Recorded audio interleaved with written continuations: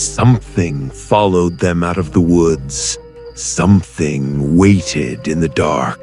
And something took a child and never meant to give her back. These aren't just stories. These are real moments where fear wasn't imagined. It was breathing, watching, getting closer. Tonight, you'll hear about a forgotten church where voices chant in the dead of night. A nightmare where innocence was traded like debt. And a silent intruder who didn't come to steal, but to find someone. If you're listening alone, you might want to stop, because some things, once heard, never leave you. Are you ready to open the door to fear? Then put on your headphones. I'm Azad, Ga Chomchom. Tonight's real story comes from Raihan. I grew up in rural Ohio during the late 1970s, where my childhood revolved around endless days spent outdoors. My closest friend, Joe, lived on a sprawling farm that bordered a dense, seemingly endless forest. That forest became our world. Every weekend, my parents would drop me off at Joe's place, and we would disappear into the woods until Monday morning. We lived like explorers, building crude shelters, setting makeshift traps, and even attempting to start fires using nothing but sticks and determination. As we grew older, our adventures became more ambitious. When we reached high school, inspired by the film Stand By Me, we decided to create our own version of the journey. Instead of searching for anything grim, we followed abandoned railroad tracks deep into the countryside, searching for hidden fishing spots and remote bridges. We knew we were trespassing, and we knew it was dangerous, but that only added to the thrill. Surprisingly, nothing ever went wrong. Our trips were filled with quiet rivers, untouched landscapes, and nights under the stars. It was peaceful, almost too perfect. Years passed and life took us in different directions. Joe and I left our hometown but stayed in touch. Then one summer in the mid-1990s, we both happened to be back home at the same time. Nostalgia quickly took over. One evening, sitting beside a crackling fire with a few beers in hand, we began reminiscing about those old adventures. That's when the idea surfaced to relive one of our railroad journeys. The next morning, we set out early. My wife dropped us off near our old starting point, shaking her head and calling us crazy as she drove away. Instead of following our usual route, Joe suggested we head in the opposite direction, just for the sake of adventure. I hesitated for a moment, but eventually agreed. At first, everything felt familiar. The tracks stretched endlessly ahead, surrounded by thick woods on both sides. The air smelled of damp earth and old leaves. We found a bridge, sat on its edge, and took in the silence. For a moment, it felt like we had stepped back in time. As evening approached, we decided to set up camp. We found a spot where the trees grew densely around the tracks, forming a tunnel-like enclosure. Before settling in, we followed an old habit, scouting the surrounding area to ensure we weren't too close to anyone's property. We walked about 100 feet into the woods and climbed a small hill. From the top, we expected to see nothing but endless forest, but instead, we saw something that shouldn't have been there. At the bottom of the hill, partially hidden by shadows and overgrown vegetation, stood an old building. At first, we assumed it was a sugar shack or some abandoned storage structure. There was no visible road leading to it, no sign of recent activity, just silence. Still, something about it felt wrong. Curiosity got the better of us. We moved closer, stepping carefully through the underbrush. As we approached, the structure revealed itself more clearly. and what we saw made the air feel colder. It wasn't a shack, it was a church, an old, decaying church. The wooden planks were dark, almost black from years of rot and moss. The structure sagged slightly, as if it were slowly collapsing under its own weight. At the top, a crooked cross still stood, silhouetted against the dim evening sky. The windows were empty, no glass, just hollow openings staring into darkness. The doorways had no doors. Inside, faintly visible, were rows of broken pews and a raised platform where a preacher once stood. But there was no sound, no wind, no animals, nothing. The silence was suffocating. Joe and I exchanged uneasy glances. Neither of us said it out loud, but we both felt it. This place was wrong, deeply wrong. We didn't go inside. Without saying much, we turned and headed back up the hill to our campsite. Having that hill between us and the church gave us a slight sense of comfort, but the unease lingered. We told ourselves it was just the natural creepiness of stumbling upon an abandoned church in the middle of nowhere. Still, as darkness fell and we lay in our hammocks, staring into the blackness of the forest, neither of us could shake the feeling that we weren't alone. And then, we heard it. A faint sound drifting through the trees. At first, it was barely noticeable, but slowly, it grew clearer. It sounded like singing, low, distant, and utterly unnatural. The sound of singing drifted through the forest like a whisper carried by something unseen. At first, it was faint, almost easy to dismiss as imagination, but within seconds, it grew clearer, heavier, layered with multiple voices blending together in a way that felt deeply unnatural. Joe looked at me, his face pale even in the dim light. "Do you hear that?" he whispered. I nodded slowly. My throat felt dry. It wasn't just singing, it was rhythmic, almost ritualistic. The voices didn't sound joyful or melodic.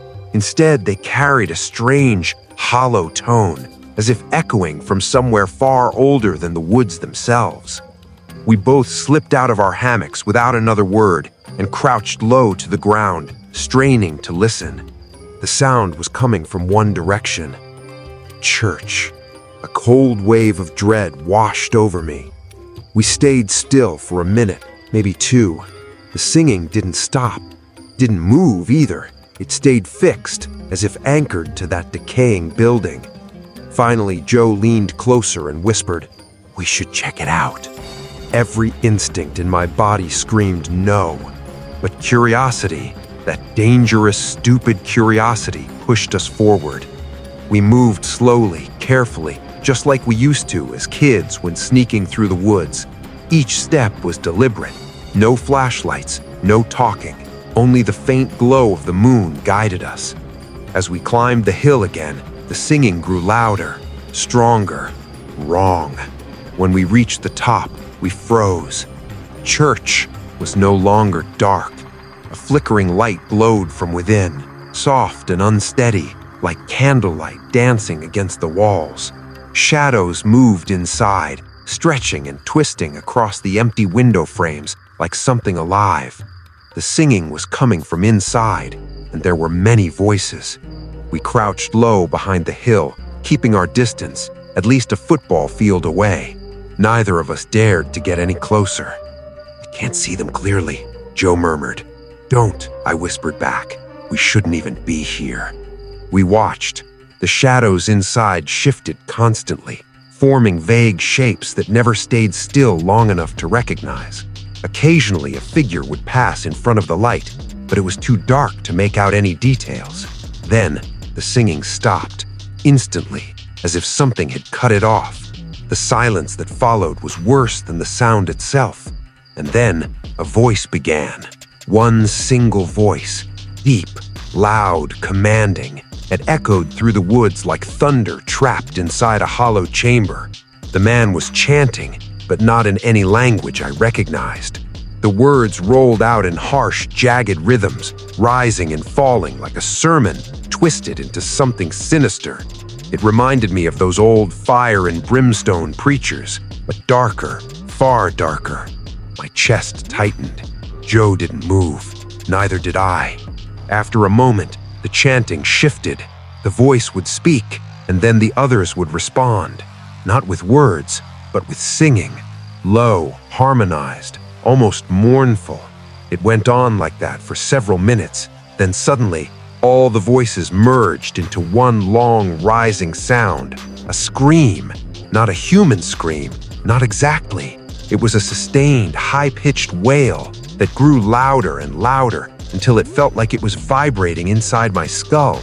I clamped my hands over my ears, but it didn't help. It wasn't just sound. It felt invasive. And then it stopped. Dead silence. I was just about to whisper, "We need to leave," when Joe grabbed my arm tightly.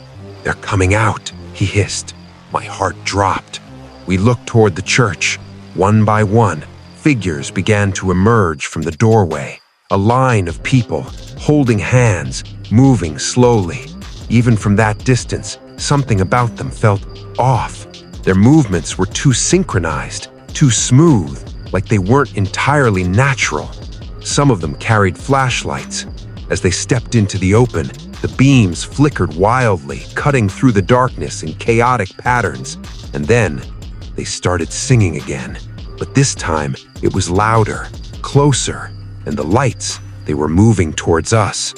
"Run," I whispered. That was all it took. We turned and bolted down the hill, crashing through the underbrush without caring about noise anymore. Branches snapped beneath our feet. Leaves crunched loudly as we sprinted back to our camp. My heart was pounding so hard it felt like it would burst. We grabbed our gear without hesitation, barely even thinking, and ran straight for the railroad tracks. Once we hit the tracks, we didn't stop. We ran and ran and ran. After what felt like forever, we finally slowed down and turned back. In the distance, we saw them. Lights, dozens of them, moving down the hill, shaking violently, as if whoever held them was trembling or jerking unnaturally. "They're following us," Joe said, his voice barely audible. We didn't wait to confirm. We kept moving, running in bursts, then walking quickly when we couldn't run anymore. Eventually, the lights disappeared behind us, but the fear didn't. After what felt like hours, we reached a road. According to our map, a small town was about 15 minutes away. We walked there in silence, never once looking back. When we finally reached a 24-hour gas station, the harsh fluorescent lights felt like safety, like reality. We called my wife to come pick us up. Later, when we told people what happened, they laughed it off, said it was probably just some kids messing around. But I know what I heard. Those voices, they didn't belong to kids. And whatever was happening in that church, it was never meant to be seen. Before the rest of the story begins, I need to ask, are you facing this fear alone? How does it feel? Write it in the comments. If you're new here, subscribe. I was only 4 years old when this happened. Too young to understand the darkness of the world. Too innocent to recognize danger even when it stood right in front of me. My biological father had always been unstable, a shadowy figure in my life, drifting in and out, bringing chaos wherever he went. When my parents separated, my mother took me and moved to another state. Despite everything, they agreed that I would visit him during school holidays. That decision would become one of the most terrifying experiences of my life. I remember that visit clearly, though some parts feel blurred, like fragments of a nightmare that never fully fades. I had been staying with my father for a few days. One afternoon, I was playing at a nearby park with my cousin. The sun was still up, and everything felt normal, safe. Then, a car pulled up near the edge of the park. I recognized the man inside immediately. He was one of my father's friends.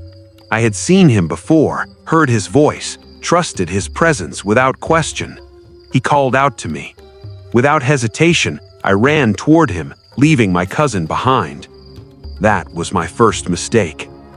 "Hey," he said casually, leaning over the passenger seat. "Can you show me where your dad lives?" I nodded eagerly. At that age, being helpful felt important. I didn't question anything. I didn't feel afraid. I got into the car. At first, everything seemed fine. I gave him directions the best I could, pointing down roads and making guesses based on what I remembered. But looking back, I didn't actually know the way very well.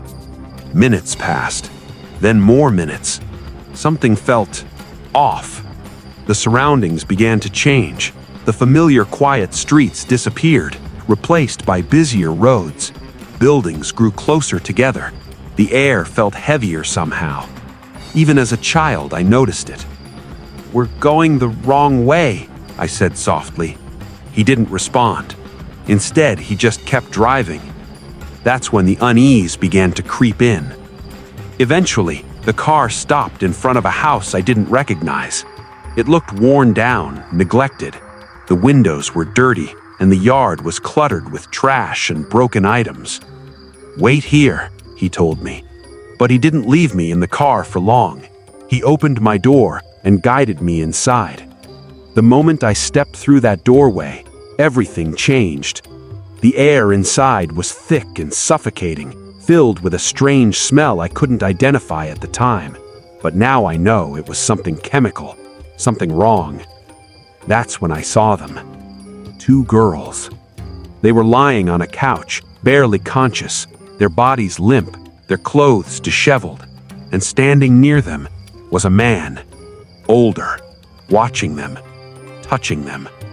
I didn't understand exactly what was happening, but I knew it wasn't right. My stomach twisted. A cold fear spread through my small body like ice. The older man looked up. Our eyes met, and in that moment, I felt something I had never felt before. Pure terror. There was something empty in his gaze, something that made my instincts scream that I shouldn't be there, that I needed to run. But I couldn't. I was just a child, frozen. A woman appeared from another room and quickly pulled me away, leading me into a small bedroom. Her grip was tight, too tight. She sat me down and handed me a sandwich. The bread was stale, hard. I wasn't hungry, but I ate it anyway. Even now, I don't fully understand why. Maybe I thought it would make her kinder. Maybe if I behaved, everything would be okay. She spoke to me, but her words didn't make sense. They were rushed, unclear, almost like she was trying to calm herself more than me. Before leaving, she said something I did understand.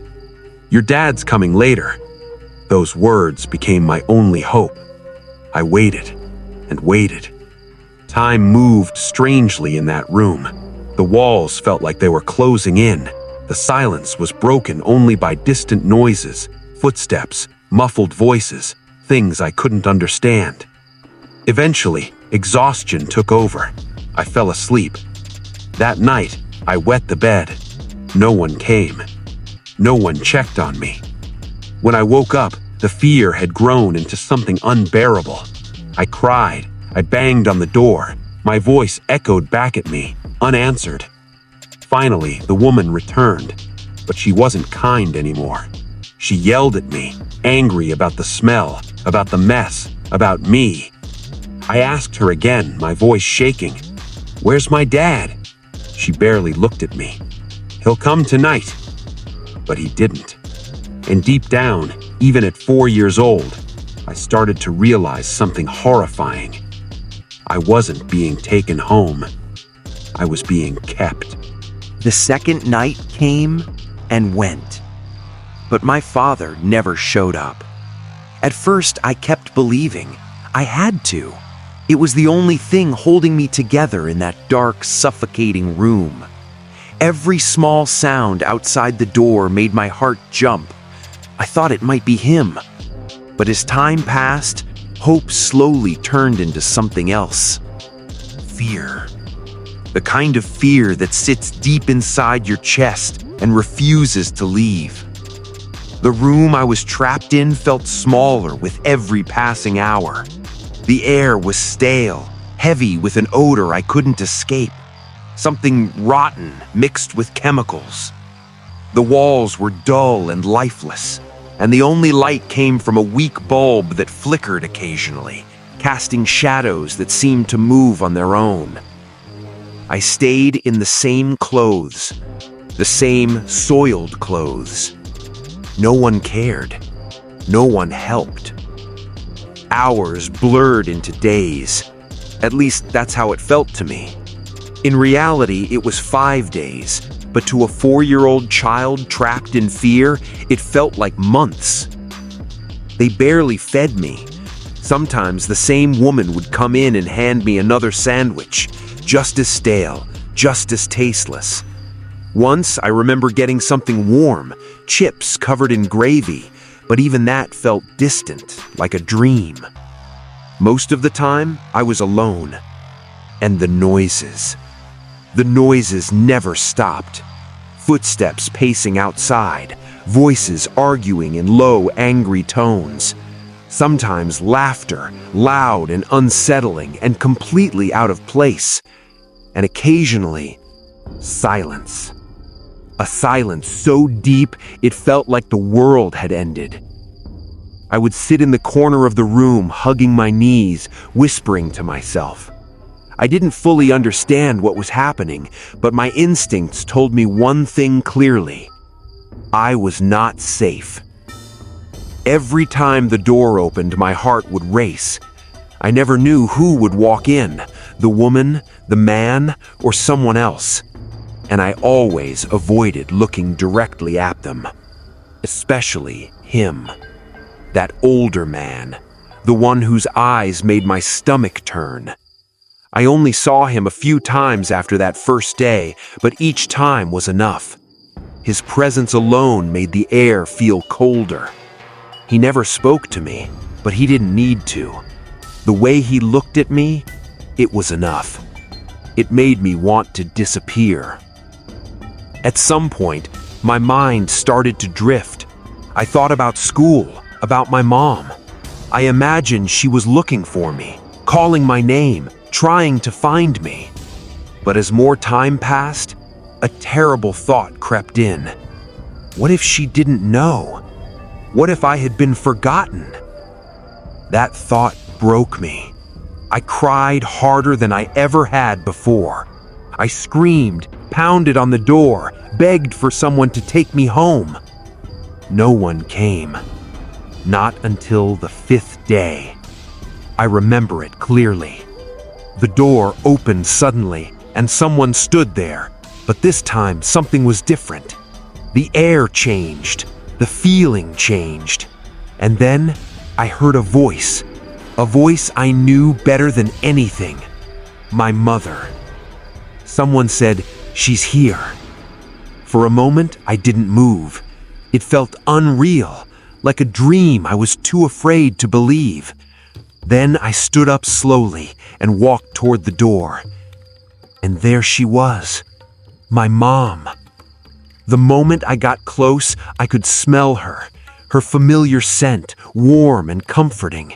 That smell alone made everything else fade away. I ran to her, and for the first time in days, I felt safe. She held me tightly, like she was afraid to let go. I didn't understand everything that had happened, but I knew one thing. She had come for me. Later, I learned the truth.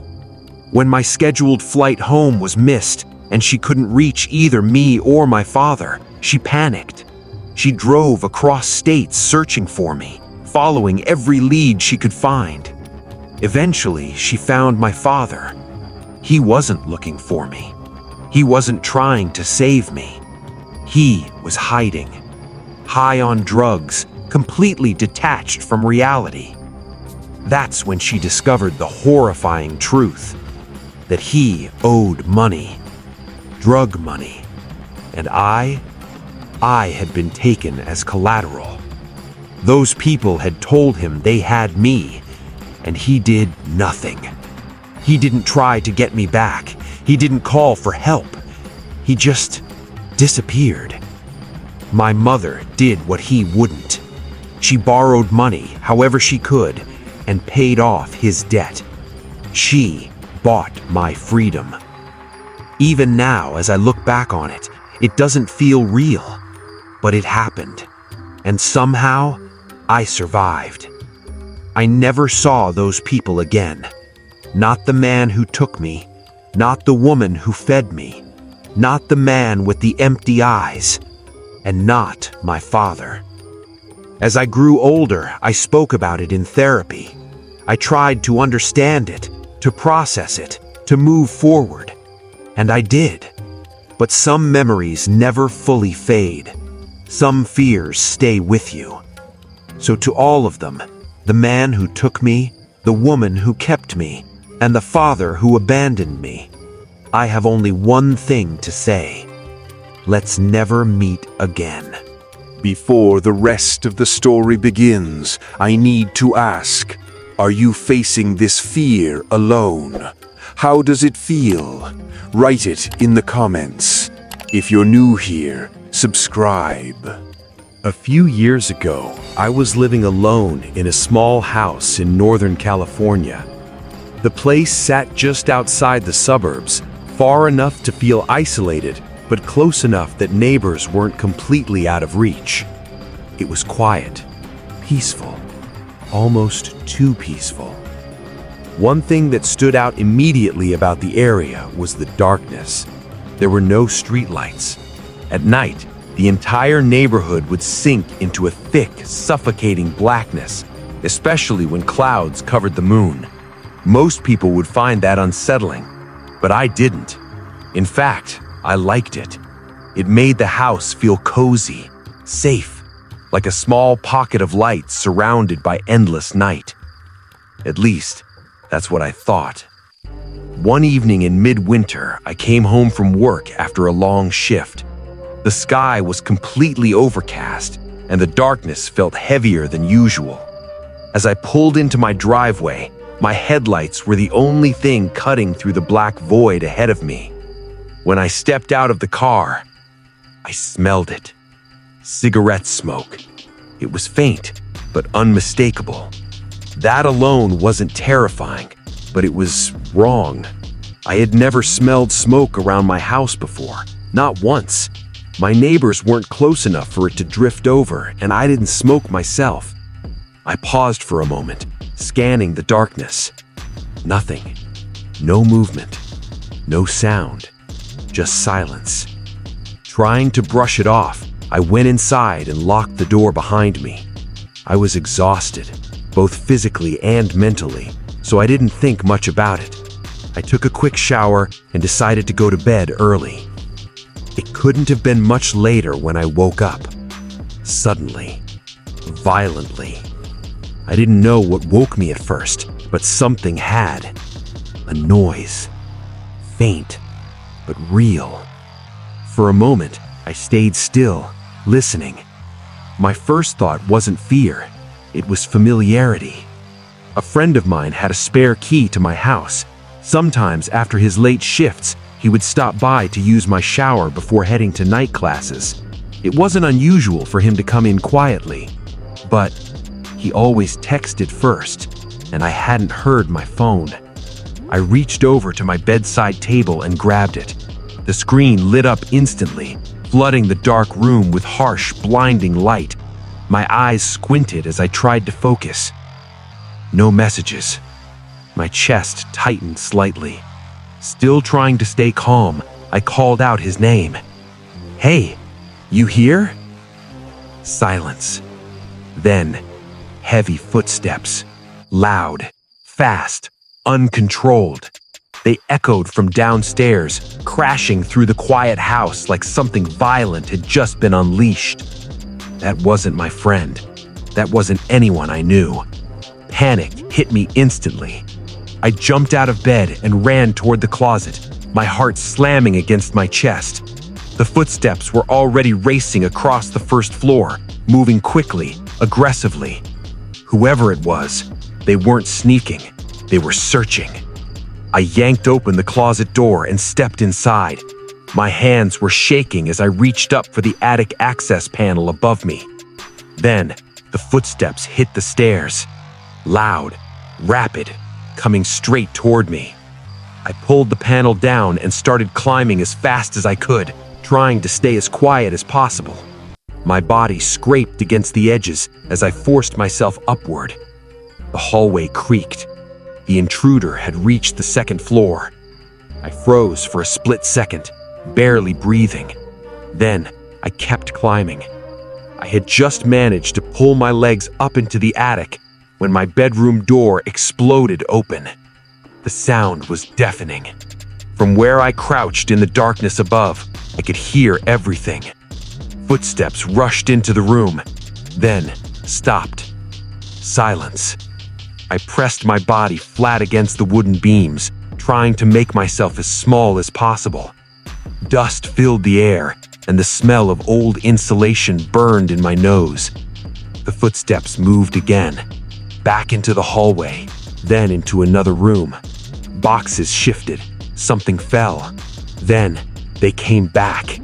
This time, the light in my room flicked on. Through the narrow opening, I could see just a small part of the room below. Then, the closet door was ripped open. I stopped breathing entirely. From my position, I could only see part of the intruder's legs. Dirty blue jeans, frayed at the bottom, worn-out work boots. He stood there for several seconds. Too long. As if he knew. As if he could feel me right above him. Then, he stepped back. A loud crash followed, like something heavy being thrown across the room. And then came the sound that truly terrified me. A scream, not of fear, not of pain, but of pure rage. Uncontrolled, animalistic, violent. It echoed through the house, sending a chill down my spine unlike anything I had ever felt. At that moment, I realized a horrifying thing. This wasn't just a break-in. Whoever was in my house was not stable. The scream echoed through the house long after it ended. It wasn't just loud, it was wrong. There was something broken in it, something unstable, like the sound came from a mind that had already crossed a line and could never return. I stayed frozen in the attic. Every muscle in my body was locked in place. I didn't dare move, didn't dare breathe too loudly. Dust clung to my skin, and the air felt suffocating, thick with insulation fibers and fear. Below me, I could hear him moving, slow at first, then, suddenly, violent. Furniture slammed against walls, wood cracked, something shattered loudly, maybe a mirror, maybe a table. The house trembled with each impact, as if it were being torn apart piece by piece. He wasn't just searching anymore, he was destroying. I pressed my mouth over my breath, trying to silence my breathing. My heart pounded so hard I was sure he could hear it through the ceiling. Seconds felt like minutes, minutes felt like hours. Then, footsteps again, closer. He returned to my bedroom. I could hear him walking around, heavy, deliberate steps. Something scraped across the floor, then another loud crash, like my bed being flipped over. That's when it hit me. He was looking for me. Not valuables, not money, me. A cold wave of terror spread through my entire body. I stayed perfectly still, crouched just inches above the attic opening. From where I was, I could still see parts of the room through the narrow gap. Then, the footsteps stopped, right below me. Silence. A long, unnatural silence. I felt it, that horrible sensation, like being watched, like he knew, like he was standing there, staring up at the ceiling, at the exact spot where I was hiding. My fingers dug into the wooden beam beneath me. I was ready to kick the panel shut, ready to fight if I had to. But he didn't open it. After what felt like forever, he moved, fast. The footsteps rushed out of the room, down the hallway, and then thundered down the stairs. More crashing followed downstairs, louder this time. Drawers being ripped open, objects thrown, glass breaking. The chaos continued, wild and uncontrolled. Then, silence again. Complete silence. I didn't move. I couldn't. Time passed, slowly, painfully. I started counting in my head. 1, 2, 3, all the way to 1,000. Only then did I dare shift my weight slightly. The house remained quiet, too quiet. Carefully, I crawled toward the attic opening and slowly lowered myself down. Every movement felt dangerously loud. My hands trembled as I pushed the panel aside and dropped into the closet. The first thing I noticed, my room was destroyed.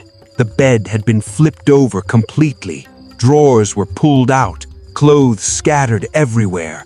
Objects lay broken across the floor. But something else caught my attention. My phone. It was gone. My stomach dropped. I quickly stepped out of the room and rushed to the landline near my bed. My hands shook as I dialed the police, my voice barely steady enough to explain what had happened. They told me to stay where I was, so I did. Minutes later, I heard voices downstairs, firm, controlled, authoritative. "Police, anyone here?" Relief flooded through me. I called back to them, my voice cracking. They came upstairs and found me standing in the wreckage of my room.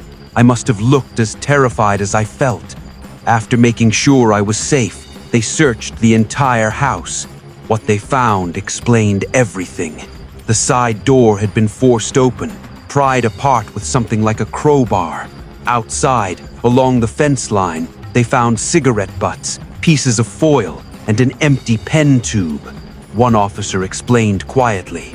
Looks like he'd been out there for a while, watching. Watching. The word echoed in my mind.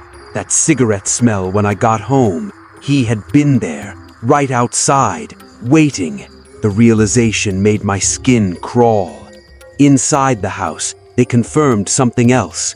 Nothing significant had been stolen, except one knife, missing from the kitchen block. That detail sat heavily in my chest. He hadn't come for things. He had come prepared. The officers advised me not to stay there that night. They suggested going somewhere safe and getting the door repaired immediately. But I didn't leave. I couldn't. Instead, I dragged a heavy shelf across the broken door and blocked it as best as I could. Then, I stayed awake the entire night. All the lights in the house turned on. Every shadow felt alive. Every sound made my heart jump. I kept checking the windows, shining a flashlight along the fence line, but I never saw him again. The next day, I had the door fixed and installed motion lights around the house. I also did something else, something I still do to this day. I practiced over and over again, from my bed to the closet, up into the attic, fast, silent, precise, because one thought never left my mind. What if I had been just a few seconds slower? What if he had looked up? What if he had found me? I lived in that house for 3 more years. Nothing ever happened again. But even now, sometimes when the night is too quiet, I can still hear those footsteps, and I can still feel it, that presence standing just beneath me, waiting. For now, we stop here, but the night still holds many unknown stories. Stay with us for more heart-pounding horror tales, if you can face the darkness.